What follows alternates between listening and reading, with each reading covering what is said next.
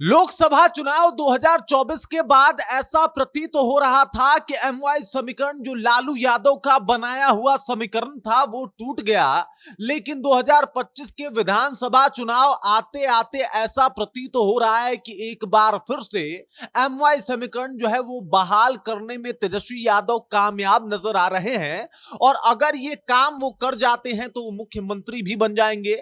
नीतीश कुमार के सारे दाव मुसलमानों को अपने फेवर में करने का जो है वो फेल हो रहा है। और ये सब कुछ बता रहा है कि मुसलमान जो है वो नीतीश कुमार को नकार रहे हैं और उनके पास कोई ऑप्शन नहीं बचा तो तेजस्वी यादव हैं। और फिर वापस वो तेजस्वी यादव की तरफ जा रहे हैं। पूरी जानकारी आपको बताऊंगा कि एमवाई समीकरण से किस तरीके से तेजस्वी यादव मुख्यमंत्री बन सकते हैं। इसके अलावा यह भी आपको बताऊंगा कि आखिरकार नीतीश कुमार से ये मुसलमान जो है वो दूरी क्यों बरत रहे हैं।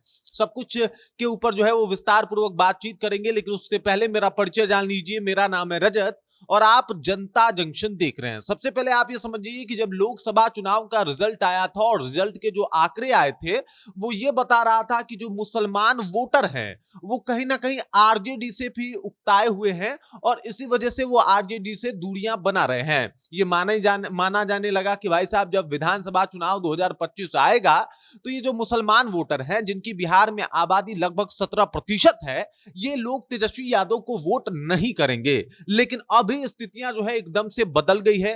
तेजस्वी यादव इफ्तार पार्टी कर करके और इस रमजान महीने में घूम घूम के अपने बयानों से जो है एक बार फिर से मुसलमानों को अपने पक्ष में कर रहे हैं। और जो रहा सहा कसर है उसे लालू यादव जो है वो पूरा कर दे रहे हैं मुसलमानों के बड़े बड़े नेताओं से मिलके। और ये सब कुछ बता रहा है कि वो मुसलमान जो नाराज बताए जा रहे थे, वो मुसलमान जो लग रहा था कि भाई साहब इस बार वो आरजेडी के साथ नहीं जाएंगे, वो ऐसा लग रहा है कि इस रमजान के महीने में जिस तरीके से लालू यादव के ऊपर, तेजस्वी यादव के ऊपर भरोसा जता रहे हैं, इससे यह स्पष्ट हो रहा है कि एक बार फिर से एमवाई समीकरण बहाल करने में तेजस्वी यादव अभी तक तो कामयाब नजर आ रहे हैं। इसके पीछे कई कारण हो सकते हैं, लेकिन उनमें से जो प्रमुख कारण है, पहला तो यह है कि भाई साहब नीतीश कुमार जो है उनको ऑप्शन के तौर पे अब बिहार का मुसलमान नहीं देख रहा। अब आप जान लीजिए कि इसके भी कई कारण हैं। पहला तो ये कि नीतीश कुमार की जो अभी तबीयत है उसकी वजह से मुसलमानों को चिंता है कि आज अगर हम नीतीश कुमार को वोट कर दें और कल को नीतीश कुमार को हटा दिया जाए और बीजेपी के हाथ में बागडोर चला जाए तो भाई साहब वो कभी मुसलमान नहीं चाहेगा। और बिहार के परसेंटेज मुसलमानों का यह है कि चाहे कुछ भी हो जाए बीजेपी बिहार में सत्ता में नहीं आनी चाहिए। और इसी को लेके वो लोग बस बीजेपी को हरवाने के लिए अगर किसी किसी पार्टी का चयन कर रहे हैं तो वो है आरजेडी। एकमात्र आरजेडी ही है जो बिहार में बीजेपी को रोक सकती है। और इस बात को मुसलमान अब बखूबी समझने लगे हैं और उनको लगने लगा है कि भाई साहब अगर बिहार के राजनीति से बीजेपी को बाहर रखना है तो आपको आरजेडी का साथ देना पड़ेगा। एकमात्र ऐसी पार्टी जो कड़ा टक्कर दे सकती है बीजेपी को, एकमात्र ऐसी पार्टी जो एकदम से अपना एक अलग माहौल क्रिएट कर सकती है और एकमात्र ऐसी पार्टी जो सत्ता में आ सकती है और इसकी गुंजाइश हमेशा ज्यादा बनी रहती है। इसको लेके मुसलमान जो है अब धीरे धीरे नीतीश कुमार से जो है वो दूरी बना रहे हैं। साथ ही में नीतीश कुमार इन दिनों जिस तरीके से वक्फ बिल पे भी खुल के नहीं बात कर पाए या फिर मुसलमानों के हित में ज्यादा कुछ बोल नहीं पा रहे हैं, इसकी वजह से यह भी प्रतीत होने लगा कि भाई साहब चाहे कुछ भी हो जाए अब नीतीश कुमार में वो धार नहीं रहा जिसके लिए वो जाने जाते थे। मतलब एनडीए के साथ रहते थे लेकिन फिर भी बिहार में जो है वो नीतीश कुमार की ही चलती थी और बीजेपी को भी नीतीश कुमार के सामने झुक के रहना पड़ता था। लेकिन अभी कुछ दिनों में, कुछ सालों में जो है बिल्कुल राजनीति का माहौल बिहार में बदल गया है।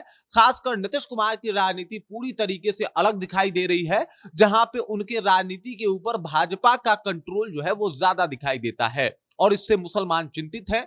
उनके पास एकमात्र ऑप्शन के तौर पे लालू प्रसाद यादव या फिर तेजस्वी यादव ही दिखाई देते हैं, जहां पे जाके वो बीजेपी को मुंह तोड़ जवाब दे सकते हैं। और इसी को लेके एक बार फिर से इस रमजान के महीने में मुसलमान जो है वो मन बना रहा है कि क्यों ना आरजेडी को ही सपोर्ट किया जाए। अब इसके पीछे का कारण ये है कि मुसलमानों को लग रहा है कि भाई साहब एक ही पार्टी है जो बीजेपी को हरा सकती है और वो आरजेडी है। और अगर हम कहीं और किसी और पार्टी में गए तो बड़ा मुश्किल हो जाएगा। असदुद्दीन ओवैसी को भी अभी नकारना पड़ सकता है मुसलमानों को। और इसी को लेकर तमाम तरीके की कोशिश जो है वो कहीं ना कहीं करी जा रही है बिहार के मुसलमानों के द्वारा। और अभी का हालिया स्थिति ये है कि मुसलमान लगातार इस बात का दावा कर रहे हैं, यहां तक कि इफ्तार पार्टी जो नीतीश कुमार ने दिया था उसका विरोध कर रहे हैं और यह स्पष्ट जाहिर कर रहे हैं कि वो नीतीश कुमार के साथ नहीं है। और अगर नीतीश कुमार के साथ नहीं है तो यह सवाल कोई बहुत बड़ा नहीं है कि फिर वो किसके साथ जाएंगे और किसके तरफ जाने के इशारे मिल रहे हैं। बाकी इस खबर, इस जानकारी को लेके और जिस तरीके से पूरा राजनीति जो प्रकरण रहा 2024 के बाद एकदम से बदला है, उस बात को लेके आप क्या सोचते हैं? आपके जहन में क्या कुछ चल रहा है? कृपया कमेंट कीजिए और अपना विचार हम तक पहुंचा दीजिए। बाकी आप देख रहे हैं जनता जंक्शन और मेरा नाम रजत है।